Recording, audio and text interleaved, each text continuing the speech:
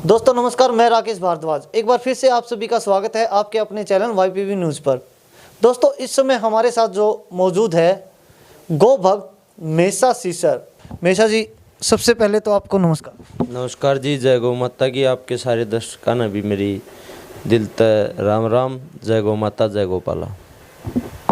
Sir, आपने जो पिछले 2 महीने पहले चौबीसी के चौतरे से महम चौबीसी चौबूतरे से एक यात्रा निकाली थी गौ माता को लेकर, गौ माता को राष्ट्र माता का दर्जा दिलाने के लिए, तो उस यात्रा का क्या परिणाम रहा और क्या आश्वासन आपको मिला?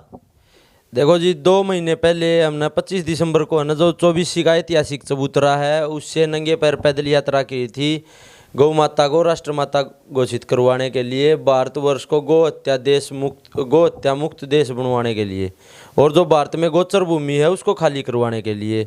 तो मैंने एक स्टेटमेंट दी थी आपको कि जब तक है ना माननीय प्रधानमंत्री जी मेरे इस लेटर का जो पत्र लिखा था मैंने अपने खून से, इसका कोई ठोस जवाब या वह कोई पत्र ग्रहण करने वाला नहीं आएगा, तब तक मैं वहीं दिल्ली रहूँगा और अन्न ग्रहण नहीं करूँगा।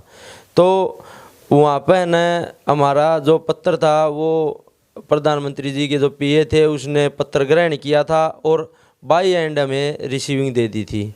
उसके बाद हम सकुशल अपने महम लौट आए थे।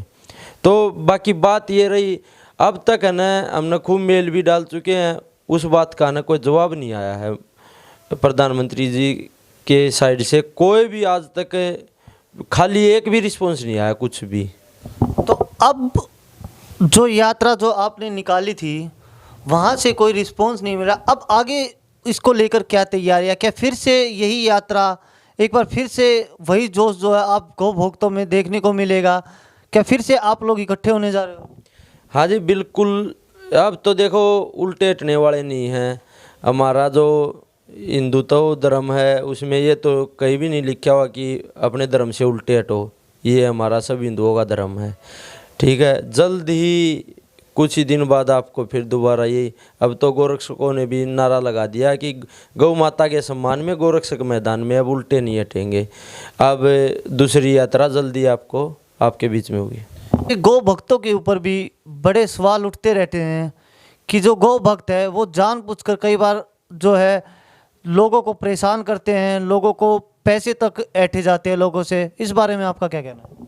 नहीं भाई देखो, जो गोरक्षा दल हरियाणा है मैं उसका डिस्ट्रिक्ट प्रेसिडेंट हूँ, रोहतक ज़िले का अध्यक्ष हूँ। तो आज तक तो देखो हमें हमारे गोरक्षा दल की टीम में कोई ऐसा सवाल उठा नहीं है। बाकी बदनाम करने वाले खूब बहुत ज़्यादा दल हैं जो रात को रोड पे न जो ये कटड़ोई गाड़ी मैसोई गाड़ी होती है इनसे पैसे गोरक्षा दल को बदनाम करने की कोशिश करते हैं। बाकी देखो गोरक्षा दल एक मात्र हरियाणा में ऐसी संस्था है, ये न तो कहीं से दान चंदा एकत्रित करती, ठीक है। ये जैसी भी सेवा करते हैं अपने दम पे करते हैं। अब जो है, अब आप किस तरीके से जो है गौ माताओं की सेवा कर रहे हो यहाँ पर? क्या आप आगे आने वाले समय के लिए क्या तैयारियाँ कर रहे हो? देखो मैं करीब 3-3.5 साल से जो अपना महम चौबीसी का क्षेत्र है उसमें निःशुल्क जो लाचार कोई भी लाचार पशु है, कुछ भी होया, कुत्ता बिल्ली गौ माता कोई भी होया, उसकी हम निःशुल्क सेवा कर रहे हैं। मैं हूँ और 1-2 सेवक मेरे गांव से है और 2-4 सेवक यहाँ महम से हैं जो मेरे बड़े भाई हैं, मेरे से भी पहले के सेवा में लगे हुए हैं। अब सब मिलकर पूरे महम चौबीसी के एरिए में ना निःशुल्क सेवा कर रहे हैं। उपचार कहीं से भी कॉल आ जाए वहीं पर निःशुल्क उपचार कर रहे हैं।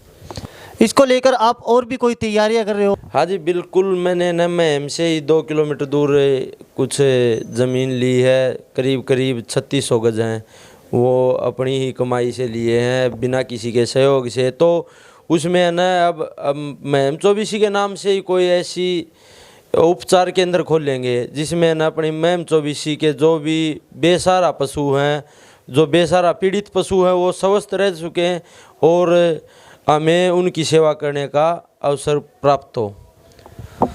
तो जो आप चिकित्सालय जो आप गौओं के लिए खोलने जा रहे हो के अंदर जो है आप महम वासियों का या फिर महम चौबीसी की मैं बात करूं, लोगों का किसी तरह का सहयोग भी ले रहे हो? देखो अब तक तो किसी का कोई सहयोग नहीं लिया है, और जहाँ तक चलेगा बात सहयोग की रही, देखो गौ माता पैसे तो खाती नहीं, गौ माता को चारे की ज़रूरत है, ट्रीटमेंट में दवाइयों की ज़रूरत है। अगर कोई भाई होगा तो देखो चारे दवाइयों के लिए उसको मना नहीं है, ठीक है। बाकी हमारी जो मन की भावना वो एक स्वावलंबी गौशाला बनाने की भावना है कि गोबर जो हमारी गौ माता है वो दूध नहीं देती तो हम छोड़ देते हैं, नहीं, ये हमारी भावना गलत है। उसका गोबर गौमूत्र भी बहुत लाभकारी है। जब तक हमें उसके लाभ का पता नहीं चलेगा तब तक गौ माता सुरक्षित नहीं है। एक गौ माता 50 रुपये का खाना खाती है तो वो 500 रुपये का उसके बदले हमें देती है। तो इसमें हम अपने जो गौ माता के गोबर है, गोबर नहीं होता है, गौ माता का वरदान होता है गोबर, ठीक है। गोबर गौमूत्र से हम यहाँ प्रोडक्ट भी बनाएंगे और लोगों को ना इस गौ माता के प्रति जागरूक भी करेंगे, एक स्वावलंबी गौशाला का निर्माण करेंगे।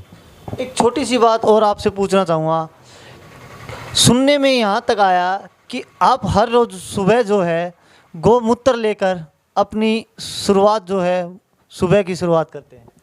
हाँ जी बिल्कुल, मैं घर में भी है ना जो भी प्रोडक्ट है, दंत मंजन हुई और साबुन हुआ, वो गोबर गौमूत्र पंचगव्य के प्रोडक्टों से यूज़ करता हूँ। और सुबह उठते ही खाली पेट, कई पैग गलत मत समझियो, मैं एक पैग ले लेता हूँ गौमूत्र का, ठीक है। एक पैग नहाते वक्त बाल्टी में डाल लेता हूँ, और घर वाले भी सेम यही। और रही बात, देखो मैंने तो ना मेरे पूरा गाँव में भी जो मेरे यार दोस्त थे, मित्र प्यारे थे, करीब करीब आधे से ज़्यादा यार दोस्तों को गौमूत्र का सेवन सिखा दिया, और मेरे सारे रिश्तेदारों को। और ऐसी बात नहीं है, इसका रिजल्ट भी बहुत बढ़िया आता है। देखो एक तो डॉक्टर की दुकान पर जावांगे, किसाए भी जहर दे दो आपा न खाना है, एक अपनी हाथा था गौ माता, घर में गौ माता बांधो, उसका गौमूत्र ओटो, वो 7 परता मग छान का अपना पियो, उससे शरीर की बहुत ज़्यादा बीमारी ठीक हो जाती है। चिकित्सालय जो आप खोलने जा रहे हो, कितने समय के अंदर ये सेवाएं जो है महम चौबीसी के जो गौवे हैं, जो रोडों पे भटक रही है, जो बीमार है, उनको ये सेवाएं मिलना शुरू हो जाएगी?